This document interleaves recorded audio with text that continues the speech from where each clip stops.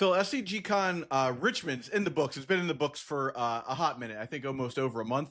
But there was a deck there that I found to be super compelling.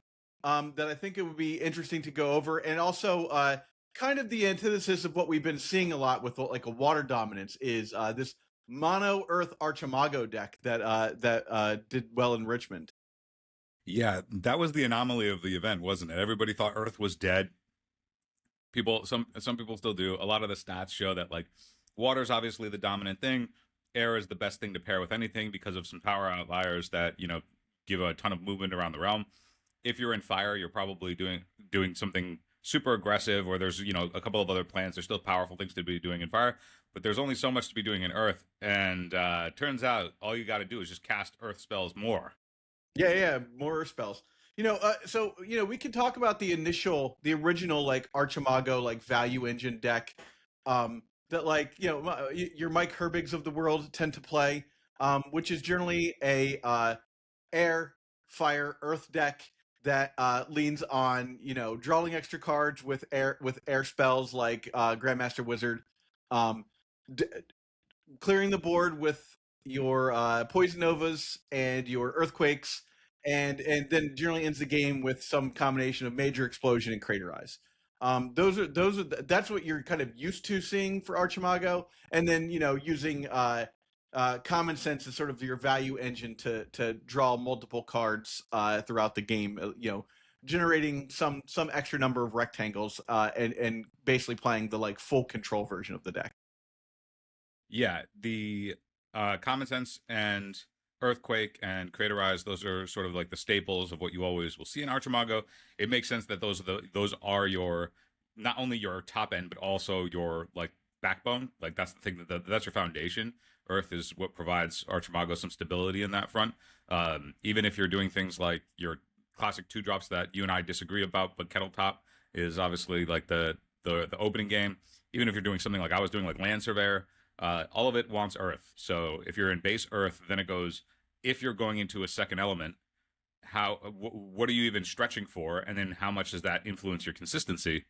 And turns out you don't need to stretch at all. I mean, I think if the thing that we've learned post Gothic is if you're stretching, it should be for a really good reason.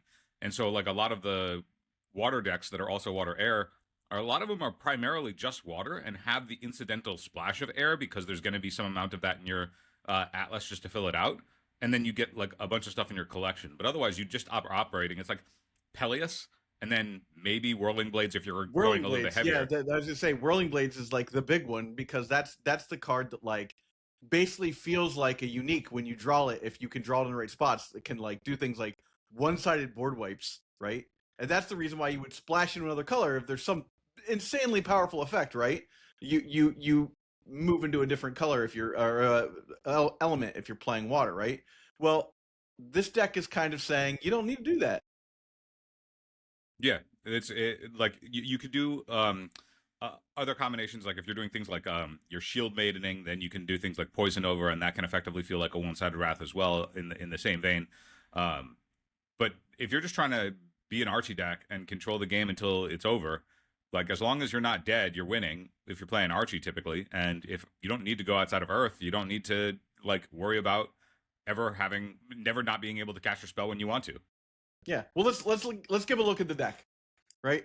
Today's video is sponsored by Moxfield. They just dropped an advanced search engine for Sorcery: The Contested Realm. If you want to browse every available card or dig deep with powerful search filters, head over to sorcery.moxfield.com. You can even click on the search syntax button on the main page to see all the terms you can use. And don't worry, when new cards are revealed from official sources, Moxfield updates quickly. Now on to the show. So, it's for the most part, very classic Archimago. You'll see a little bit more minions in this deck than I think you're kind of used to. 17 minions is a bit more than I think a deck that kind of relies on magic would expect.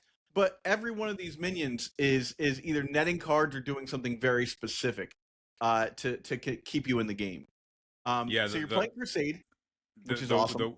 The one aspect of the creatures like you'll notice that there are some creatures that are just part of the common sense package, and that can be valuable with other like so one of the most impactful cycles from Gothic was the gift cycle.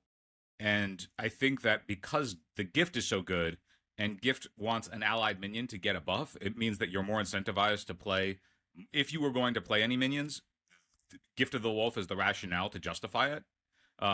Because Gift of the Wolf being a cantrip early and then also being something that you can flash back after the fact, and it's really good as something that you can cast multiple times. Like, you're happy to have that effect multiple times in the same turn to really trade up in big significant especially ways. if you're trading up because it's worth more than a card at that point. Exactly. So I think that that's the most Archamago builds before including Gift of the Wolf. I think 17 minions would be way too steep. But once you're like, okay, well, Gift of the Wolf is just so crazy, especially if I get to cast it a bunch and I effectively have 8 copies in my deck. So like, I'm a Gift of the Wolf deck at a base. Like, I need bodies to actually gift to, and then suddenly we're interested in playing a higher percentage of minions in our spellbook. Yeah. So you're playing Crusade, Ring of Morgan, of course, 1 Omphalos, and an Orb. Obviously, the Orb is there to capitalize on the magic she'll be casting, right? What do you think about only 1 Omphalos? Would you have played? Would you play both? There's another build of this deck that does play the other Earth Omphalos. I am a little skeptical, just because I haven't looked super tight into this list, but there are a lot of times when you have an Omphalos out and like you get something that you just like isn't good in the moment, or doesn't do it for you. It's good, but you're already drawing like extra cards. So this, to me, I think you can build this deck without the Omphaloses and do just fine, especially at like a local. And honestly, if you were to go to SCG Con without an Omphalos, I think you'd probably do pretty good. I think a card like this especially as a one of in your deck is it's nice when you get it, but so often someone's going to have a toolbox to get rid of it. Yeah, I was gonna say, once you when you have an artifact on the table, you also give yourself swap exposure. So depending on where your Omphalos even is positioned, like that can be something where if you're positioning your Omphalos in a spot to not get swapped, but then the positioning of the Omphalos for certain spells that you otherwise would want to be able to cast that care about what range you're in, that can sort of be tricky.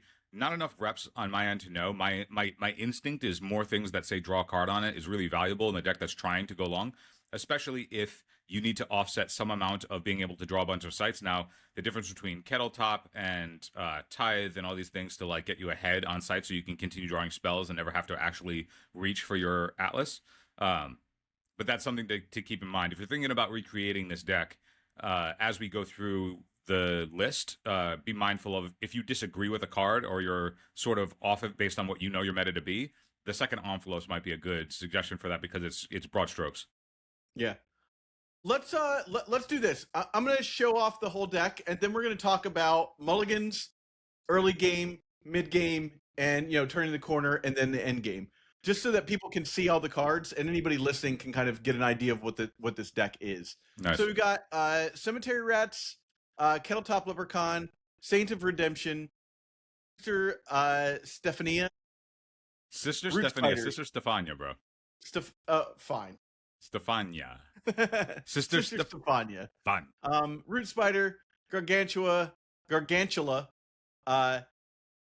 Paladins of Bazia, Archangel Michael, Stonegate's Gorgons, and then we have... Is it Bazir or Bazia? This is now a pronunciation episode. Bazia. I think it's Bazia, right? Baja? Yeah. Paladins of Baja? Bazia. Yeah, it's like Carlos Bazinga, but Mencia. Bazia. Then we have as far as magics are concerned, there are 39 magics, assorted animals, 2 assorted animals, 3 divine healings, 1 Pendragon's Legacy, a Tithe, 4 Common Sense, 2 Consecrate, 1 Dispel, 4 Gift of the Wolf, 3 Border Militia, 1 Berry, 4 Landmass, 3 Cave In, 1 Smite, 2 Earthquake, 2 Guard, and 2 Craterize. And we'll talk about the sites when we get to them, but I do want to go over the collection. We have 3 Consecrated Ground, 3 Bind Evil, and 4 Exorcism. So really just very, we know what we're doing with the sideboard here. Well, the sideboard the only thing that matters in the sideboard is the Consecrated Ground. Yeah. There's no other, unless I missed something, there's no way to actually get the sideboard cards. Does not look like it. Yeah. But man, do they hate evil. Well, the critical juncture that matters for the collection with regard, and why I think that the consecrates are really clever is a lot of the ways that Archamago is going to lose post Gothic is if you don't have access to your graveyard. So, or if somebody's playing like in this particular against this particular kind of deck that's a very heavy Gift of the Wolf deck.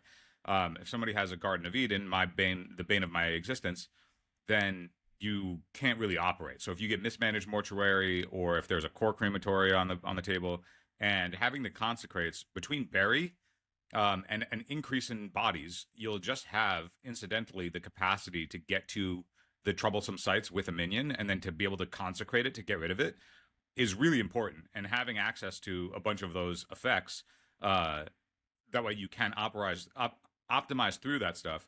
Now, we talked about it previously, where if you run into a mismanaged mortuary, if you're running your own mismanaged mortuaries, that is a cost to you, of course. Like if you're not playing water, then you having a water site but a mismanaged mortuary coming after their mismanaged mortuary can swap it back, is my understanding. So for timing purposes, so it's a very mismanaged mortuary. That also works though, and is probably the better choice, is if you have the Mirror Realm, which this deck does, and we'll get to the sites as you were talking about. But Mirror Realm copying their mismanaged mortuary is also a way to swap the control of cemeteries back. So there is a handful of counterplay to the sites that otherwise would make the Archamago deck tougher to pilot. Just don't Mirror Realm their mismanaged mortuary and then consecrate their mismanaged mortuary. Then you're the one locked behind your own mismanaged mortuary. Yeah. Don't break the Mirror Realm. Yeah. But that's a good point with consecrate, because you're playing 3 consecrated ground in the board based on, obviously Archamago can cast it a 3rd time if he needs to. 4th time, truly, but that's not really going to do anything if you cast it a 4th time, aside from do some damage. Ally wards the site, so it's not even gonna do any damage. I was thinking desecrate. There is also the flex of you can ward your own site but not transform it, because transforming is a may. So if you wanted to like soak up some damage, you could also do that. If they like need to attack a site, you can ward the site, crack the ward. So in a way, consecrate can also function as a life gain spell. Yeah. All right, well, let's talk about early game, Phil, or mulligans, I should say. When you're looking at an opener, here's a good example of an opener, right? You look at an opener like this. I would literally look at this and be like, I need to get rid of all 3 of these cards. I need like this opener is Gargantula, Algor, Umphalos, Guards, and then three sites. I think you can get away with having any 3 sites. It won't matter too much, because you don't have to worry about fixing your mana. But these are all spells you want late in the game. I disagree a little bit on that. I think that the sites that you do want to open, the protective sites. That way you can at least defend yourself early on when you're in the blind. Of course, that's going to change depending on what avatar they show you across the table. Like your keep will be able to get a little bit looser if you're going against something that's either going bigger or going longer. But if I'm sitting down with this deck against Pathfinder, like I'm certainly going to want defensive sites early, and so I would consider mulliganing those. And so that could influence the other stuff. I think for sure you don't need guards this early, so guards would get shipped back from my POV. I think that the argument then is, depending on which avatar they have, if they look like they're a very aggressive avatar, I think I would be fine keeping the Gargantula. If like you're sitting down with the mirror or whatever, I think you could ship it back. And then vice versa, if you're keep in the mirror, you definitely want the Umphalos, right? You want to be able to outcard the opponent. And also, like, a lot of the cards that you're going to draw, like that you're going to mulligan into, are more than likely going to be lower, especially if you're putting heavy stuff down below. So I mean, here's a perfect example of a great mulligan, though. Like we got rid of the guards and the Umphalos, and we picked up a Common Sense and a Border Militia. I think Common Sense is going to get you pretty much where you need to go initially. My plan with this deck is basically aggressively start to try and find a kettle top to begin the game, so that you can maybe conceivably trade life or trade for more life, or trade one of their early creatures with the kettle top, and then continue drawing non sites as you go forward in the game. Yeah, then here's the even more so with that, because you're a Gift of the Wolf deck, you really want to find your kettle tops early like that, which is really important.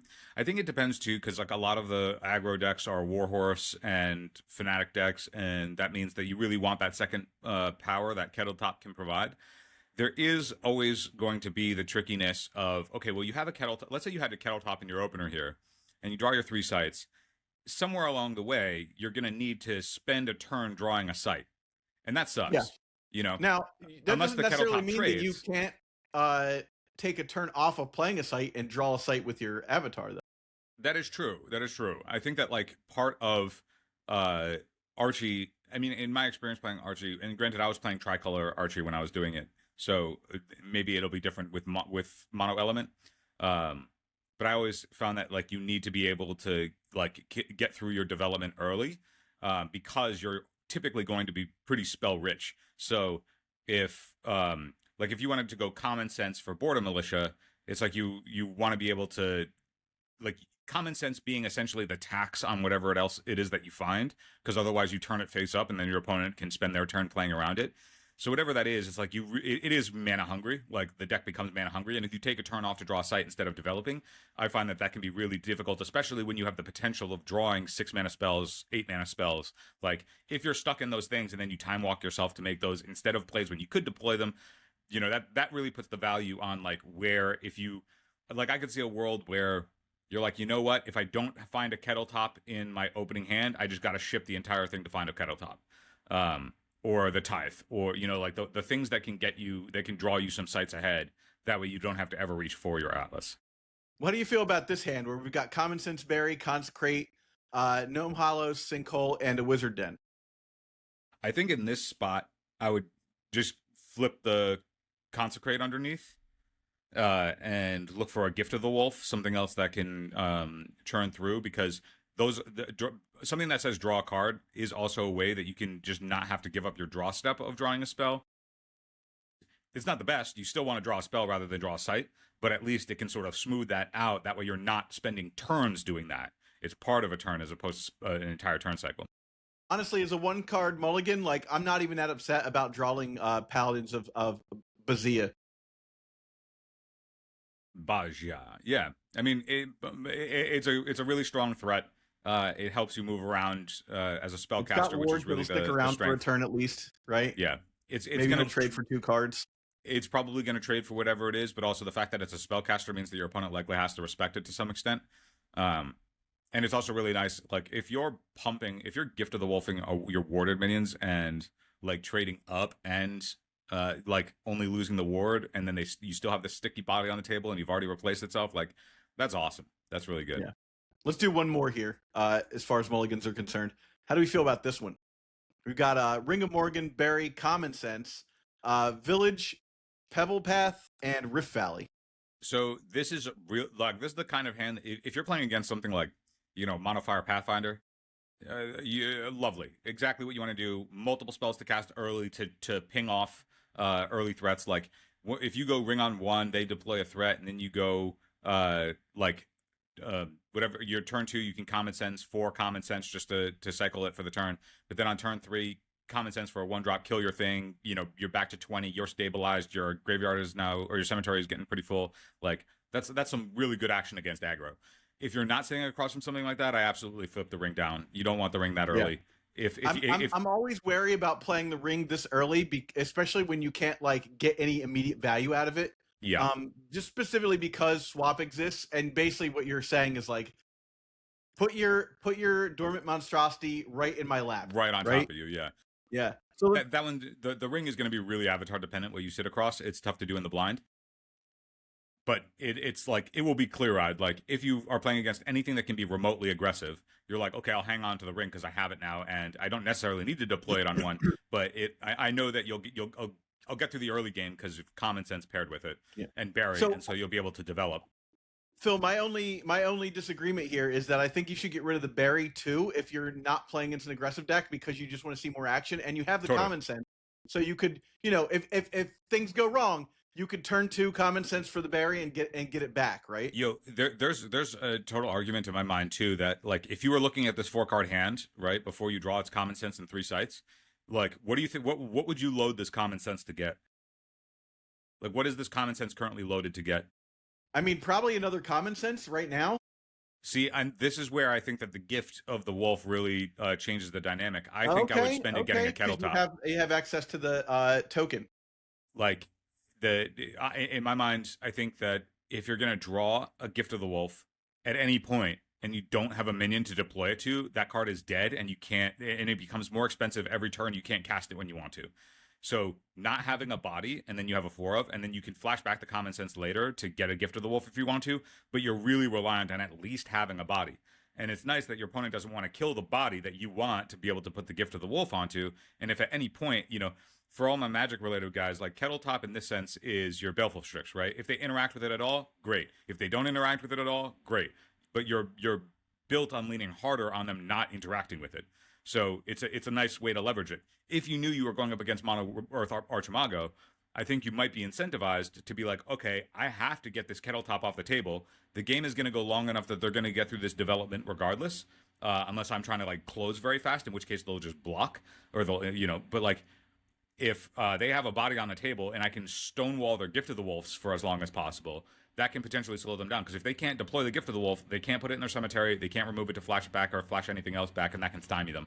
And like it's those subtleties that I think can make the difference of like making a hand smooth or making a game smooth and making it clunky or making it awkward. Yeah. Well, let's talk about from mulliganing to turn 1 to turn 2, we kind of know what we're doing. Hopefully we're getting a token onto the board, maybe trading it with one of their guys, Gift of the Wolf, common sense, what have you, to stabilize early game. Zach, mid game. To point out, sorry, I don't mean to interrupt, but before we lose the concept of like when we go to drawing sites versus spending turn tapping to draw site, this also, not only does Archimago want to develop, when I played Archimago, when you gave me the stock list to play Archimago from the way back times, it was playing 1 Border Militia. This one playing 2 guards and 3 border militias means you really can't miss your land drop. You can't not have your borders where you want them. Like that's a really heavy incentive to ensure that you never not deploy your site as you're getting through like at least through the mid to late-ish game. Because every time you don't deploy your site, you're softening your border militia. Yeah, and with guards, when you optimally cast it is 7 guys, right? Because your site is near you too. So. 9 guys. Yeah, because and that would mean that you need to spend a turn advancing a square somehow. Yeah, which it could happen. But that also suggests though that like you really can't miss your site drop. Exactly. If you're somehow next to a void because nobody developed there, you're like, oh my god, this sucks. I have this 6 drop and it's going to just effectively be a border militia, like a soft border militia. Why would I? Your early plays are basically just like slowing the board down, bringing things to a halt. And you can see that with like Saint of Redemption is a classic example. Now all your opponent's charge minions are useless, right? So every creature in here is basically saying like, I'm just trying to trade for a card, or like put my opponent in a situation where like this is going to cost them something to interact with. Yeah, and I think that as we talk about like mid game, you think about like what does your sequencing look like in terms of your mana development, and a lot of the action that this type of shell can have is if you're deploying your 4-drop because it's a stability piece, cool. At least you're going to be mana efficient in those spots. You're going to have a bunch of critical junctures at your 4 mana spell, your 4-drop. I'm sorry, when you have 4 mana or when you have 5 mana. Those are going to be your critical junctures where you're going to get to 2-spell, and then figuring out how you can optimize to make sure that you don't waste mana, because when you're 2-spelling, it's going to be awkward if you're like, okay, well, I kept this 4 and this 2 on 5 mana, and now I can only deploy 1 when I could have, gone landmass into common sense the turn before, took a damage, but then at least I'm now developed for later to deploy these guards, or, those choices will matter. And if you have, like, if you play a game and then you look back and you're like, oh, well, in that mid game, I ended up wasting 3 mana just because I had 1 extra mana each turn that I didn't activate, and so that slowed me down or made me awkward in my deployment of my spells. And then you just sort of docked around it because I couldn't get them fast enough. Like you will feel that. You will feel that because of these additional what are development tools or tutors without actually affecting the board. So stuff like your land masses, your common senses, like these are these are, in my mind, tax cards in that, like, you want to get them off. That way you can then actually deploy the game plan that they're there to facilitate. But if you don't spend your time figuring out exactly your sequencing to ensure that you're mana efficient with it, then you can get run over or get fall behind and then really need a sweeper. And then you're like, okay, well, now I have to prioritize the sweeper because I fell behind, and that makes it even more awkward for all the other stuff. And if there's ever a time where you have to sit with a landmass in your hand and deploy something else because you're so far behind, that's going to suck. You're going to feel bad about that. Like, landmass will still be good. You're playing Craterize. Like, you're happy to draw an additional site for that type of stuff. But if you're in the late game and you are sitting on a landmass that you didn't get to deploy because you were just on the back foot because of a missequencing, that's just going to feel bad.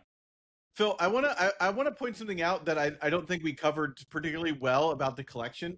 This is incredibly smart to make like the extra 7 cards in your collection. Like obviously put full 10 cards in your collection. You want your opponent, if they end up taking cards out of your collection, you want them to have to make choices. Is it even right? legal to show up with less than 10 cards in a collection? I have no idea. But the thing is that these cards here all do basically the same thing, right? Like, they're saying no to evil, right? Which means that if your opponent was playing Legions of Gaul, let's say, and they could take any 3 cards out of your deck, if you just had 3 evil cards, right? 3 anti-evil cards, they could be like, oh, okay, well, those are the cards I want you to not deal with my Legion, right? But if you have Bind Evil and you have Exorcism, they have to go, oh, well, what if he, like, gets a toolbox and kills my guy? I got to take these. Right, so they're likely to just leave your consecrated ground in because they're like, oh, these are just like way easier for them to cast, better overall rate, that sort of thing. Guaranteed, they're not restrictive, right? And they would ignore your consecrated ground completely. So these cards are actually playing kind of a little trick role here. It's interesting. Yeah, I think this is a good thing to talk about. I thought we would get into it later, but I'm happy to get into it right now.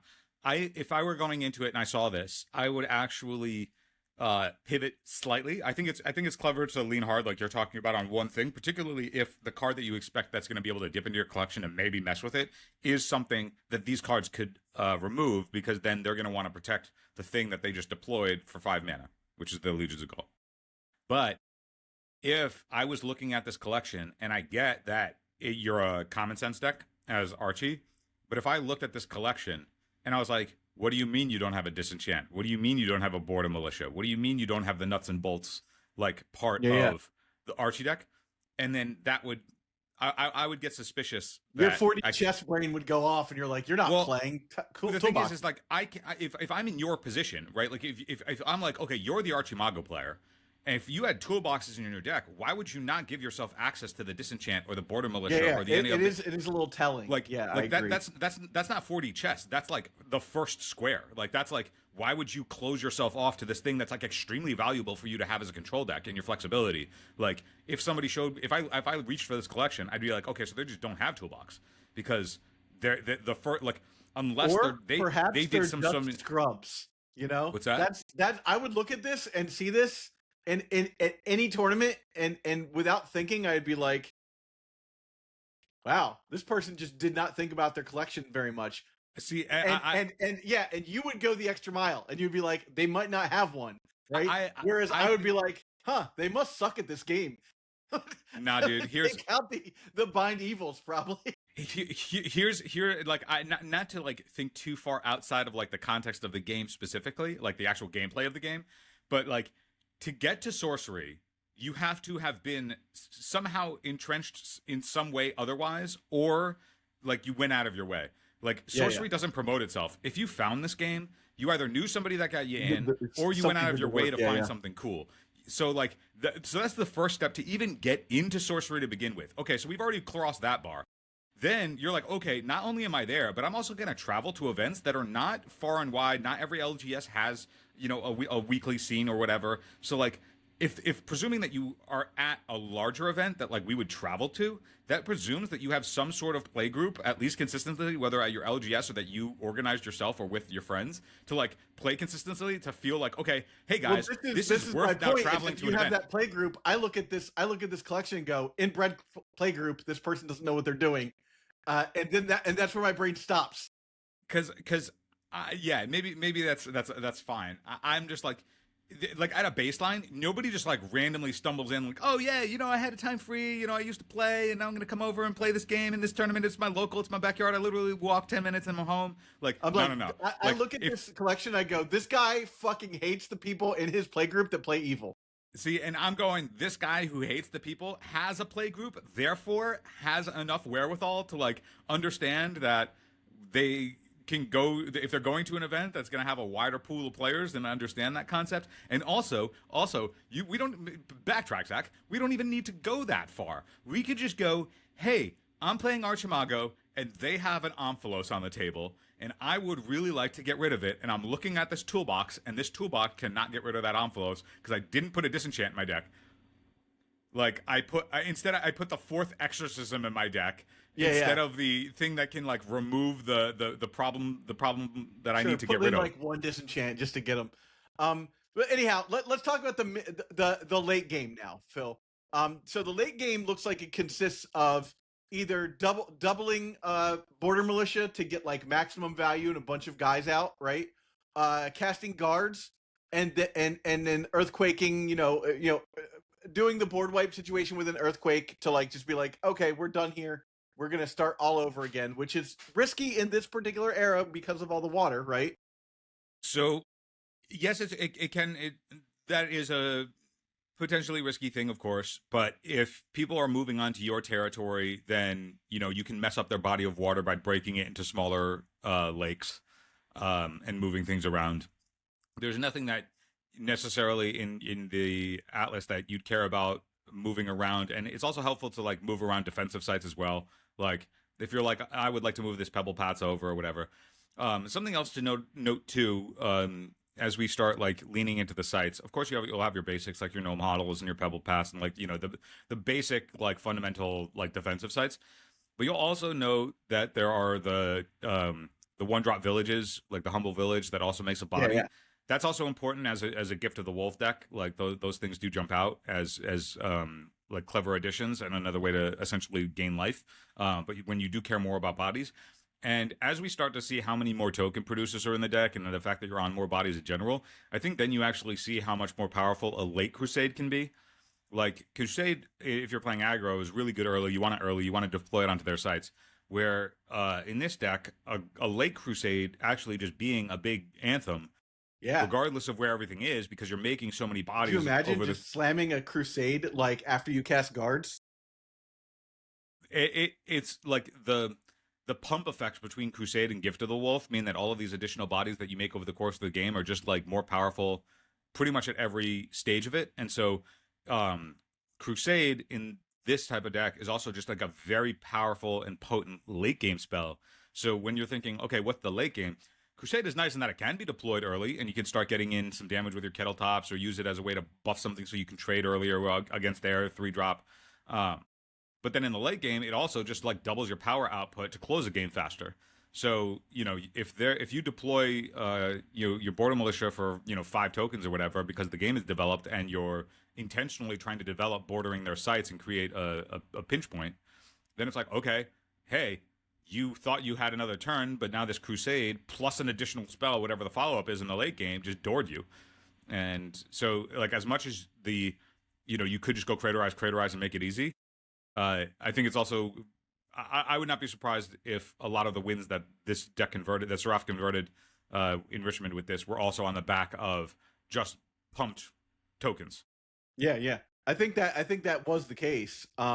So let's get a quick look at the sites, and then we'll close this out. So we've got Boulevard of Bones. This is whenever another site is played adjacent, you can create a skeleton token there. So that's pretty interesting. That's border militia on a site, my dude. Yeah, border militia for free, right? It doesn't cost you anything, right? So then we have City of Souls that can provide 2, and then enemies can redirect damage dealt to this site to any unit. This is obviously it's going to get you mana early, but this is one of those ones where you might actually want to consecrate it later on. Just if you hit like Death's Door or something like that. So, I actually think that, yeah, like if you're at Death's Door specifically, then it's a good spot. I think that the downside of this deck is actually really good at minimizing City of Souls' downside, because a lot of the stuff that you would, what unit is anybody going to want to? I'm more worried about you being at death's door and your opponent having two places to like attack. the difference though is like until you're at death's door, side attacking you and then redirecting it to you is the same thing. It doesn't change anything. So that's a wash. And then any of the like, okay, if you have a root spider and they attack it, that's fine. But if a root spider is underneath the City of Souls, they can't do it, right? If like they're going against what? They're going to just break the ward on the Paladins of Baja if that already hasn't been broken in an advantageous way anyway. What are you going to redirect your damage to the Kettletop Leprechaun? It's like if you're the Archamago player and they spend a turn attacking the City of Souls and killing a unit instead of going after you, that's probably pretty favorable. And it's like, okay, it you just attacked comes my down site, to you not killed getting my like your full value out of your trades, right? Like that to me is the biggest concern. But it's not as big in this deck. You're right, because you're not a minion based deck. Oh, so it's certainly not as big as you just getting to go up full turn cycle. Like the additional mana is you're a big mana. We just talked about how mana hungry this deck is. Like, of course, like City of Souls is great. I would be like in my head thinking I actively want to like mirror realm my City of Souls to get the jump. You know. Then we've got Dark Tower. Speaking of double spelling and getting extra mana, Gnome Hollows is your basic, a defensive site. Another Gothic Tower. The fact that there's the flex sites, like I mean, they're not flex sites; they're utility, and that they give you a mana boost on the turn. Like Dark Tower on turn 1 to or whatever to just deploy something faster. All well and good. There is the issue of like Dark Tower on 1 can't deploy any of your critical 2 drops because it's not producing Earth. If you play it on 2, unless you played a double Earth site, you're not going to be able to deploy your landmass. There is no double Earth sites in this list, so the towers, like reading the towers in line with the rest of the spells that you would want to cast, because there's no double Earth site. Therefore, you're not looking to use the towers to accelerate your land masses. Suggests to me that like you're also, if you opened a Dark Tower or one of the towers in your opener, that you would consider mulliganing it, because it's not helping you actually deploy your early game, and that's something to consider for your mulligan choices. Unless you know that like your opponent's, if you start off with like a Dark Tower and say like an Earthquake, because you're like, okay, now on turn 4 I can wipe the board, right? Oh, turn 4 is the mid game where you actually can cast all your spells. I'm saying if you open this on as one of your first 3 sites, you're not going to be actually to be able to deploy any of the stuff that you want early and maximize that mana. You know what I mean? Even let's say you go on turn 2, you're like, okay, turn 2, make this. I have 1 Earth. I can common sense for what to deploy it. You're not going to get the cemetery rats. Exactly. Yeah. So it's like that's not happening. Also, part of like when we see the sites that are in every atlas, like the towers are in every atlas, but like when do you actually want to stick them to convert whatever spell they're looking to stick? Like if it's an air shore, it's free. But like in this type of deck, this is a concession. You want the mana boost, but it's not making the threshold. That's a concession. You have to think about like when you're actually deploying it. And that's why decks like this are playing Humble Village as their ordinary sites as well. And I would just also say that what we were talking about with the collection, if I saw one of the towers and then I dipped into your collection and saw that you didn't have a disenchant or a dispel, but I'm seeing you playing Earth Air as like demonstrative on sites, I'd be like, okay, so I can suss out that you're not playing Toolbox. Yeah. Granted, I have to have a Legion of Gaul and I'm doing this whole thing, but like, if we're there, we're there. So then we got Humble Village. Imperial Road's an interesting one because that can allow you to ramp, and you might be in a situation where your opponent doesn't even have an extra site in their hand. Dude, I think Imperial Road and Wizard's Den are actually the biggest, alongside Gift of the Wolf, are really the biggest incentives of like cutting the other colors or culling the other elements. Like going mono means that you like these sites that would otherwise need to be your dual sites or your tri sites instead just get to be Imperial Road and Wizard's Den, which are ramp and card draw. Like you get to trade and additional in this elements. Deck, like Wizard's Den doesn't even have that big of a downside because you still have access to that card 9 times out of 10. Right. I'm saying I think that like if you were like at a baseline, if somebody were to go, hey, why aren't you playing fire? Why aren't you playing air? Like, why are you playing Mono Earth? And somebody just like pulled out their Imperial Road and their Wizard's Den and threw them on the table and be like, that's why. I'd be like, oh, okay, cool. Like I wouldn't need any further justification. I'd be like, that's worthwhile. Yep. Mirror Realm, Pebble Pass, another defensive site. Pillars, of course, for the occasional Death Speaker deck. Rift Valley. I like Rift Valley here as just a way to control board presence and be like, oh, I'm gonna put Rift Valley here. Move your sites around so that I can put things where I want them to be. Right. Like, I was gonna say I go like in my mind I agree 100%. I'm a little bit more like surgical in that I'm thinking the Rift Valleys are to ensure that you control the borders that you want to make for your guards and your border militias. Like if for somehow they develop around in such a way that like would make those things less powerful, Rift Valley can reset that and make sure that you actually have the wider border. And we got Shallow Grave, which is just an enabler, right? Like discard the top 2 spells. Pretty sick enabler. That right? Considering that you can flash something back, this is effectively a Wizard's Den. There we go. Then we have Sinkhole, of course. Sinkhole of Knack. Sinkhole not making Threshold is again another one. It's another nod to like when you concede the threshold.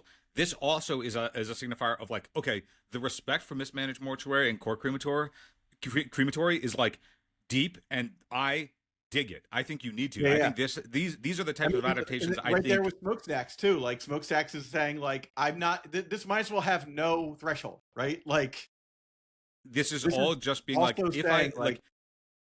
Yeah, the overwhelming times that Archie's going to lose, it's probably going to be to those site hate cards because then you can't act. You know, prep. Yeah. Wizard's Den, which we talked about before, and of course Warm Below Tump. Your best site. Your best site for sure. Phil, you know, people are always asking. Can I watch these episodes early?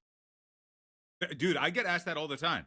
People reach out to we haven't even finished recording this one, and somebody was like, "Yo, I know you're probably recording right now. Can I see that early?" And you know, I know you always tell them no, but the answer is yes. You can see them early. I've been telling them the wrong thing this whole time. You can go to our Patreon and watch these episodes early at patreon.com/eternaldurdles. For just $5, you get all of our episodes a day early, and you get them without ads. Whoa, Zach, I'm going to go to it right now and do that myself. Yeah, it seems like a great idea, right?